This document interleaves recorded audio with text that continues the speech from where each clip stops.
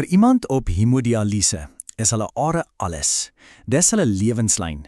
Maar wat gebeur as daai lewenslyne opraak?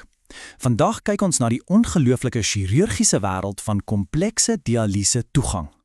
En dis 'n groot vraag, né? Vir iemand wat al jare op dialyse is dit nie net 'n wat as scenario nie. Nee, dis 'n werklikheid wat al hoe nader kom. Die gewone toegangspunte in die arms, hulle raak letterlik opgebruik. So, wat maak jy dan? En dis presies wat dinge vreeslik interessant raak.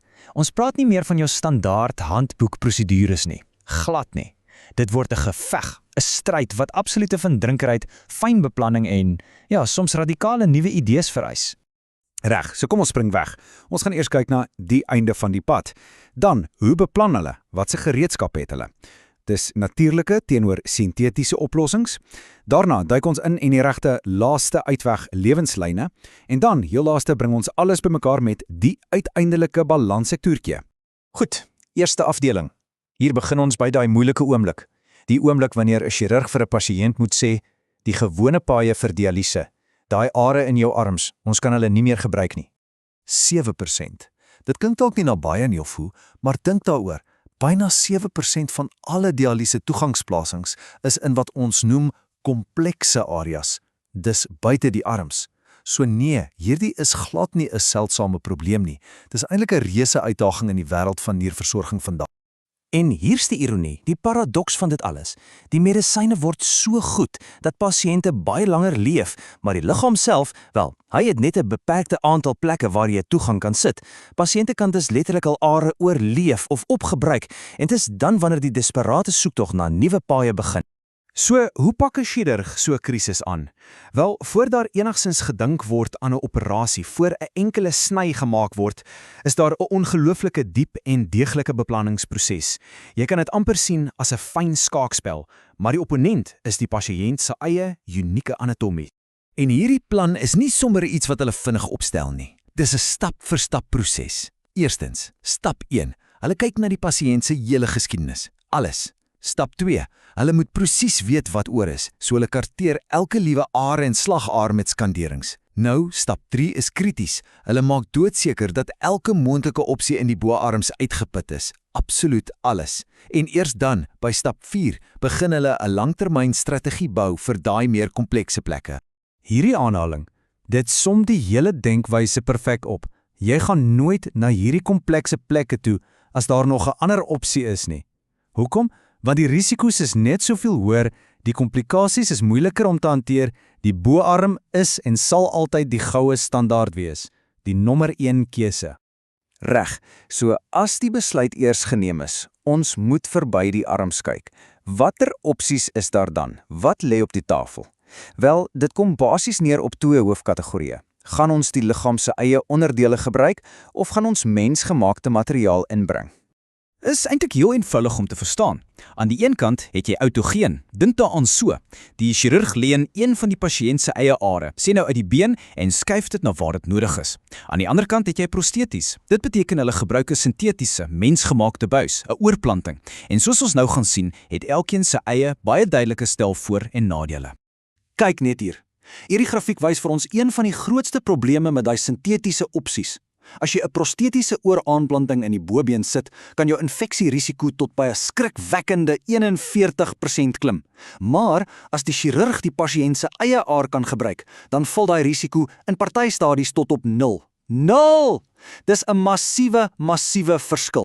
Maar, soos altyd in die mediese wêreld, is dit nie so eenvoudig nie. Daar's altyd 'n maar. Daai natuurlike, autogene opsies is fantasties teen infeksie. Ja, maar hulle kan 'n ander ernstige probleem veroorsaak. Soms steel hulle te veel bloed van die res van die been of arm en dit lei tot 'n toestand genaamd iskemie, wat baie gevaarlik kan wees. So die chirurg moet heeltyd 'n fyn balanseertoertjie uitvoer tussen verskillende soorte risiko's. Reg. Nou gaan ons na die diep kant toe. Ons kyk na die mees ekstreme gevalle. En dis hier waar chirurgie amper soos iets uit 'n wetenskapsfiksiefliek begin voel, met oplossings vir probleme wat jy sou dink heeltemal onmoontlik is om op te los. Dink vir 'n oomblik hieroor. Die hele punt van dialyse is om bloed uit te haal, dit skoon te maak en dit terug te sit in die sentrale sirkulasie, reg? Maar wat as al die hoofpaaie, die groot are wat teruglei na die hart toe, heeltemal geblokkeer is? doodloopstraat. Waarheen stuur jy dan die skoonbloed? Die antwoord: die Hero-toestel. En dis 'n ongelooflike stukkie ingenieurswese. Dit begin amper soos 'n gewone oorplanting wat aan 'n slagaar in die arm gekoppel is. Maar hier's die kinkel. In plaas van dat dit aan 'n aar koppel, word dit gekoppel aan 'n spesiale buis. En daai buis, wel, dit tonnel onder die vel verby al die blokkasies en lewer die skoon bloed direk in die hart se regter atrium. Dit bou letterlik 'n nuwe pad om die hele probleem te omseil. En as jy dink dit was radikaal, hou vas. Wat is ons die are heeltemal 100% uit die vergelyking haal? Is dit enigins moontlik om 'n dialyse kringloop te bou wat net slagare gebruik? Verbasend genoeg, ja, dis moontlik. Wat 'n chirurg hier doen, is om 'n slagaar te neem, dit te sny en dan 'n sintetiese lus tussen die twee punte te heg. Die dialyse naalde gaan dan direk in hierdie kunsmatige hoë druk lus in. Dis 'n absolute laaste uitweg, maar vir pasiënte wat letterlik geen are oor het nie, kan dit 'n lewensredder wees. En dit alles bring ons by ons laaste deel, wat eintlik die kern van hierdie hele storie vasvang. Elke liewe besluit, elke prosedure is niks anders as 'n ongelooflike komplekse balanseertoertjie nie. Die risiko teenoor die beloning. Hierdie aanhaling uit een van die studies is so belangrik.